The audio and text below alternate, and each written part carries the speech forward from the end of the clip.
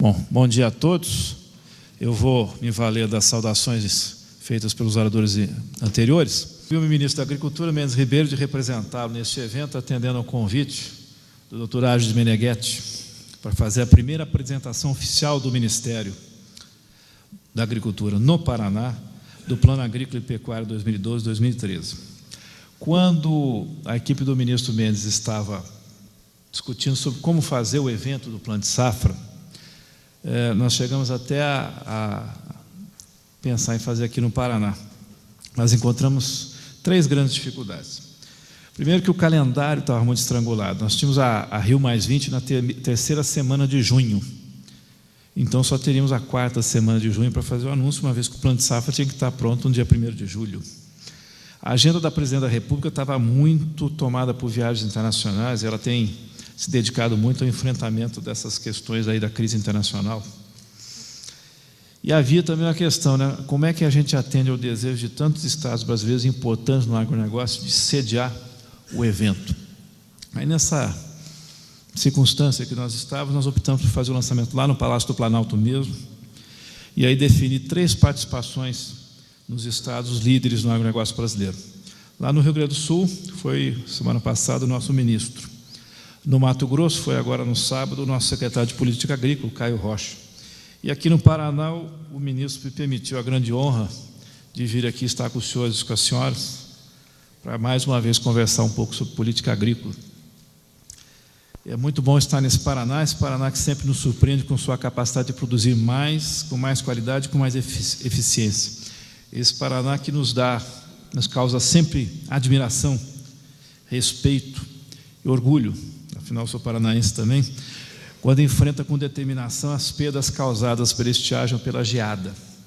Esse Paraná, formador de lideranças nacionais no agronegócio, capazes de mostrar o melhor caminho aos produtores rurais do Estado e do Brasil. E aí eu tomo a liberdade de fazer aqui um destaque especial ao Dr. Árgides Meneghetti e ao sistema FAEP, fazendo alguns registros. É motivadora a dedicação que o Dr. Árgides tem para defender a agricultura paranaense, sempre com argumentos técnicos sólidos e consistentes. É inspiradora a grande atenção que o sistema FAEP dedica à capacitação dos produtores rurais paranaenses. É a extraordinária contribuição que o sistema FAEP vem dando ao desenvolvimento do seguro rural.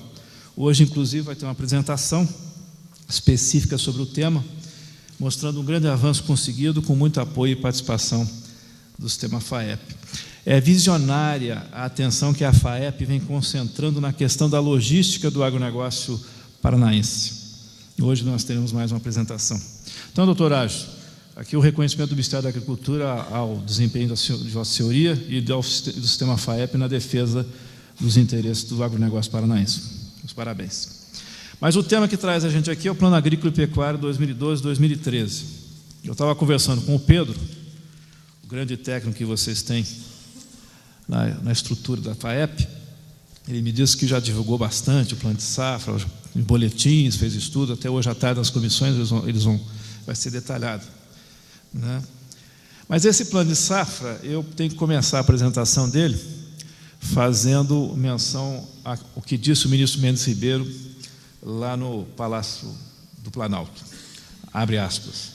É, sem dúvida, o mais democrático e auspicioso de todos os tempos. Foi projetado com muito cuidado e com total empenho do conjunto do governo, transcendendo aspectos técnicos e indo ouvir os setores envolvidos e maiores interessados. Fecha aspas. Aliás, é fundamental registrar a grande contribuição da FAEP e da UCEPAR na apresentação de sugestões ao Plano de Safra. Eu sei que o Pedro tem balanços aí sobre quanto das proposições da FAEP foram acatadas no Plano de Safra e foi significativo a receptividade pelo Ministério da Agricultura, mas eu diria que isso é mais consequência da força e dos argumentos e da justiça das reivindicações do que propriamente dito de uma disposição do Ministério da Agricultura em acatar as reivindicações. Na verdade, ele foi convencido pela força dos argumentos, pela consistência técnica dos trabalhos apresentados. Pois bem, o Plano Agrícola e Pecuário 2012-2013 é o maior e melhor plano de safra da história. Serão injetados 115 bilhões de reais na economia rural do país, sendo 94 bilhões com juros controlados, diferenciados e menores que na safra anterior. Esse total representa um crescimento de 22% sobre os recursos aplicados na safra 2011-2012. Este plano agrícola e pecuário, com crédito rural, preço mínimo e seguro agrícola, vai contribuir para que o Brasil contabilize a maior safra já produzida. Vamos chegar a 170 milhões de toneladas. E atrevo-me até a dizer que talvez seja mais do que isso, que 170 milhões de toneladas é o que nós íamos colher na safra 2010-2011, não fosse a estiagem que passou a região sul. No conjunto, as medidas de incentivo à produção do Plano de Safra contemplam a redução das taxas de juros do crédito rural, aumento dos limites individuais de financiamento do produtor, incentivo ao médio produtor por meio do fortalecimento do PRONAMP, apoio à pecuária e às cooperativas agropecuárias, avanços nos programas de investimento, garantia de preço e mais seguro agrícola. Além disso, o plano aponta para a introdução de projetos futuros, como assistência técnica diferenciada, e esta semana passada o ministro Mendes criou um grupo de trabalho com prazo de 60 dias para apresentar uma proposta à Presidência da República de uma revitalização do Sistema Nacional de Assistência Técnica, um Programa Nacional de Armazenamento, e também nós temos um grupo de trabalho dentro do Ministério, envolvendo a CONAB e outras instituições do Ministério, tratando do Programa Nacional de Armazenamento. Nós temos carências de armazéns na região sul e na região nordeste, armazéns públicos, né? E são duas regiões muito prejudicadas pela estiagem, que periodicamente vem com mais força. Então, nesses momentos, é fundamental que a gente tenha condições de distribuir adequadamente e tempestivamente os estoques públicos. Mas se a gente não tiver armazéns, como é que a gente consegue fazer isso? Agora mesmo, estamos colhendo uma enorme safra de milho no Centro-Oeste. Seria bastante conveniente que nós já começássemos a remover parte desses estoques para a região sul. Vemos até a questão da suinicultura, que passa aí por momentos bastante difíceis. Mas onde localizar esses armazéns? Na semana passada, a pedido do doutor Ágil, o Pedro e a professora Priscila estiveram comigo lá no Ministério e falaram um pouquinho sobre a logística do Paraná, esse trabalho que vai ser apresentado aqui, né? E aí eu perguntei em quanto tempo se escoava a safra paranaense. Se eu não me engano, foi em 3 meses, mais ou menos isso, né, Pedro? Em 3 meses. Mas aí eu perguntei, eu afirmei assim, por que a gente não consegue segurar mais essa safra um pouco no Paraná? A gente pode vender a safra dentro do armazém paranaense. Vamos perder a janela de comercialização. Mas a safra, a soja não está sendo esmagada em 3 meses. Ela está sendo esmagada ao longo do ano todo. Se a gente conseguir fazer um trabalho de ordenamento do fluxo, a gente consegue trabalhar a questão da logística. Bom, dentro também das ações que a gente começa a fazer a partir do Plano de Safra, está uma proposta de adequação da produção de cana para gerar mais etanol. É um trabalho difícil para fazer, porque a política voltada à cana perdeu um pouco de consistência nos últimos anos. Mas nós vamos chegar a bom termo com relação a isso. Bom, esse conjunto de medidas vem ao encontro e tem como premissa a regionalização das políticas de apoio ao produtor, com foco nas realidades locais. Essa é a grande orientador da gestão Mendes Ribeiro no Ministério da Agricultura. Temos políticas diferenciadas e regionalizadas conforme a situação dos produtores. Então, essas medidas do Plano de Safra vão priorizar investimentos em armazenagem, irrigação, correção e conservação de solos, máquinas, equipamentos e agricultura de baixa emissão de carbono. Eu não vou ficar detalhando os números que estão aqui nessa tela, até porque já foram bastante divulgados pelo governo, pela imprensa, pela FAEP, né? Mas eu queria dar alguns destaques. O Plano Safra segue a política econômica do governo, priorizando o aumento dos recursos e a diminuição dos juros. É importante destacar a redução das taxas de juros. Nós não só diminuímos a taxa de juros do crédito rural, como nós transferimos segmentos de produtores para escalões menores de taxa. Nós tínhamos produtores que não estavam enquadrados no PRONAMP, que passaram a ser enquadrados no PRONAMP. Nós tínhamos produtores que estavam enquadrados no PRONAMP e passaram a se enquadrar no PRONAF. Nós tivemos redução de taxa, tivemos algum aumento de volume, de limites individuais, né? E também tivemos uma redução de juros na economia. Os juros da economia caíram. Então, mesmo os recursos complementares que o produtor pega junto a tradings, fornecedores e bancos que não são crédito rural, também esses tendem a reduzir os seus custos, porque o custo da economia está ficando menor. Serão mais de 70 bilhões de reais a 5,5% para custeio e comercialização. Serão 11 bilhões de reais para custeio e investimento contratado por produtores médios no Pronamp, com juros de 5% ao ano. Nós teremos 18 bilhões de reais nos programas agrícolas de investimento, com recurso do BNDES, com taxas reduzidas para 5% ou 5,5% ao ano.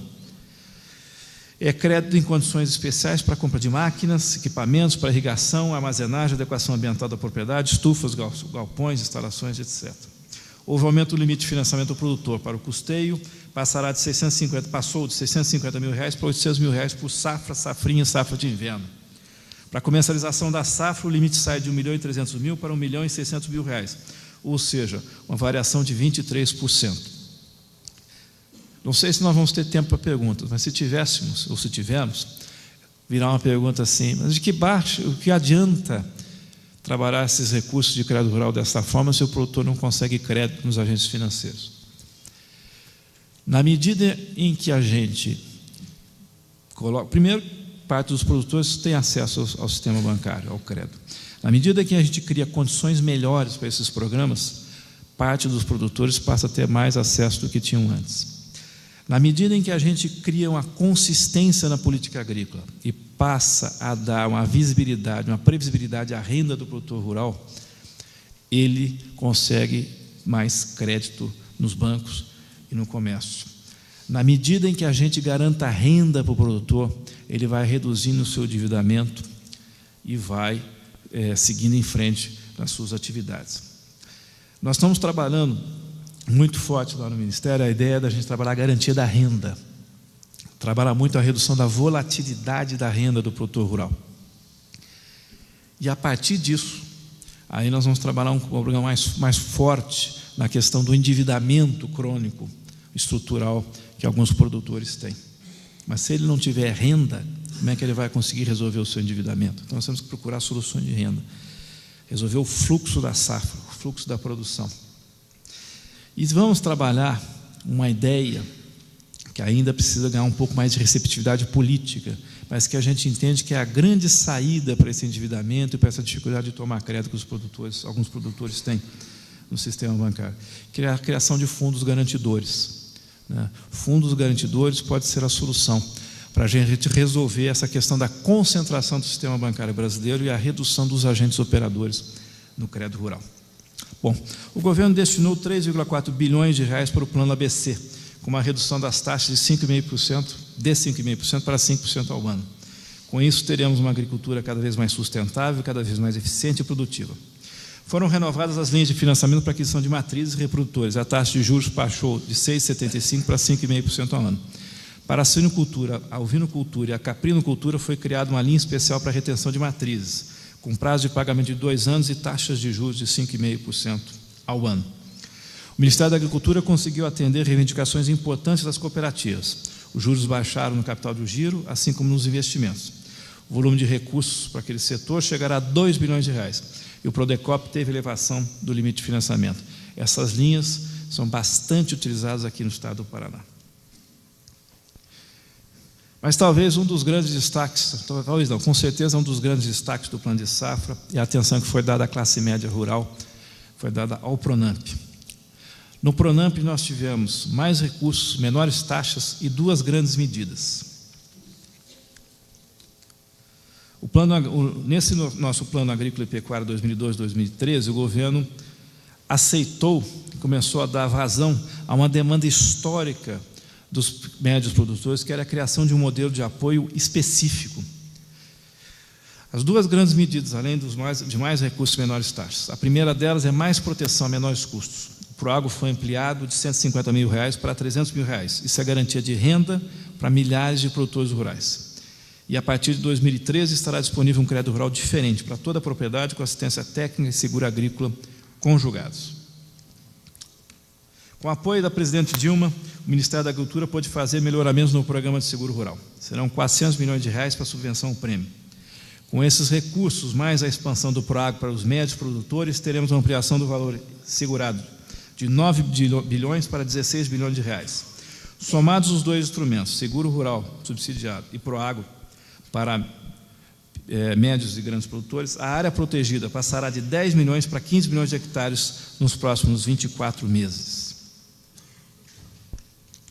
Desenhado o Plano de Safra 2002-2013, o ministro Mendes Ribeiro está priorizando agora o anúncio de medidas específicas para o enfrentamento da crise de renda dos setores de arroz, laranja, suínos e maçã. Para a maçã, foi feito um pacote de prorrogação.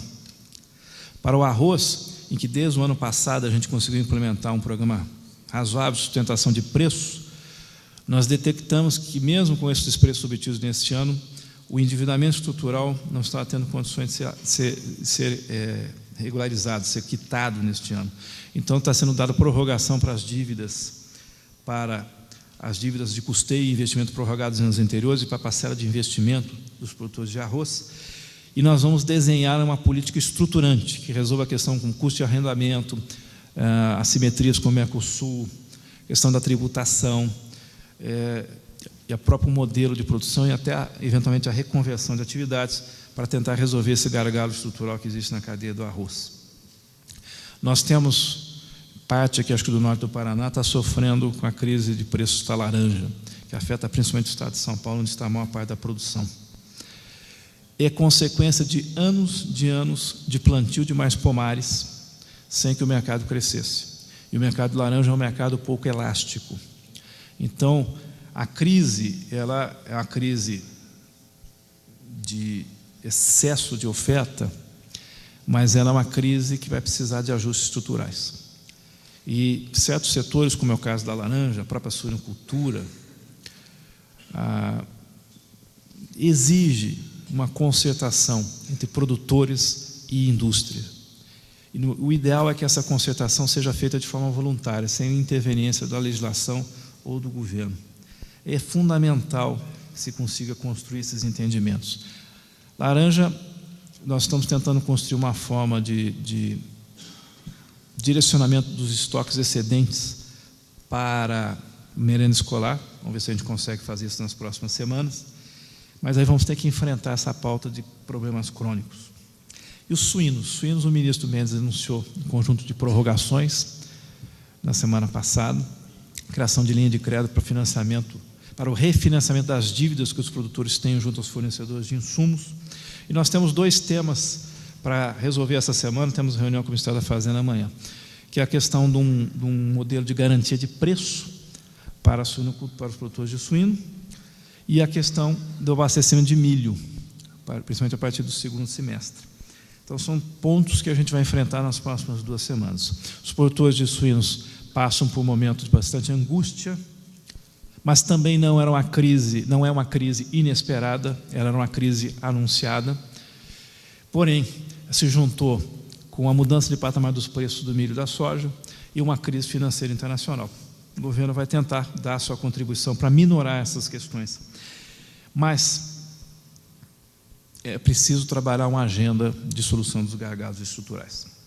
Também vamos trabalhar nas próximas semanas algumas medidas para os produtores atingidos pela última grande estiagem.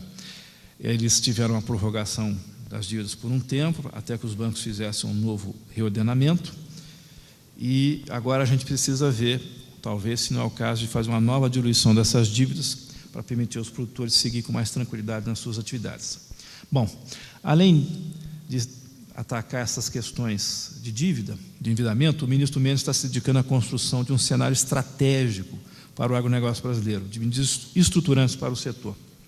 Ao final de agosto, serão por ele anunciadas as premissas e diretrizes do projeto de regionalização da política agrícola, da defesa agropecuária e da própria estrutura operacional e administrativa do Ministério da Agricultura. Entre outros aspectos, esse projeto será o vetor para o atingimento dos seguintes objetivos: garantir que os estados do Norte e Nordeste saiam da condição de risco de febre aftosa para a zona livre com vacinação. A meta é tornar o Brasil país livre de febre aftosa com vacinação até 2014. Dr. Inácio, junto com os produtores paranaenses e o governo do Estado do Paraná, suas lideranças, propõem dar um upgrade na situação do Estado do Paraná e torná-lo livre da vacinação. Fortalecer o Sistema Brasileiro de Rastreabilidade da cadeia produtiva de bovinos e bubalinos. Modernizar o SUASA, viabilizar a comercialização da produção das pequenas propriedades, trabalhar pela melhoria constante da qualidade dos produtos oferecidos aos consumidores, Implementar políticas agrícolas específicas para cada região, para cada situação dos produtores. Não se pode ter uma única política agrícola para todas as propriedades brasileiras. A decisão política pode ser unificada, mas os instrumentos não podem ser os mesmos para todos os produtores. Com isso, conseguiremos reduzir a volatilidade da renda do produtor, aumentar a sua capitalização, reduzir o endividamento. Adotar medidas estruturais que reduzam os efeitos da estiagem sobre os nossos produtores do Sul e do Nordeste, melhorar o zoneamento agrícola, aperfeiçoar o seguro, ampliar a pesquisa de variedades resistentes, buscar mais recursos para a irrigação e para a energização do campo. Revitalizar o sistema de extensão e assistência técnica rural, contemplando os níveis federal, estadual e municipal do setor público e as entidades, associações e cooperativas do setor privado, fazendo com isso com que os pacotes tecnológicos desenvolvidos pela Embrapa cheguem aos produtores rurais. Disponibilizar instrumentos de política agrícola cada vez mais específicos para os milhares de produtores que compõem a classe média rural. Garantir renda e condições de investir para que as propriedades rurais absorvam mais tecnologias e se tornem cada vez mais competitivas e sustentáveis. O Dr. Age disse que esse plano de safra foi um plano, nos últimos 10, 15, 20 anos, ele entendeu, foi dos melhores. Eu acho que foi um plano bastante técnico, bastante profissional, bastante maduro. Contou muito com a paixão do ministro Mendes Ribeiro na defesa, nos bastidores do governo, firme e às vezes custando algumas demonstrações públicas, né, na defesa dos interesses da agricultura brasileira, mas também com apoio muito forte da Presidente da República.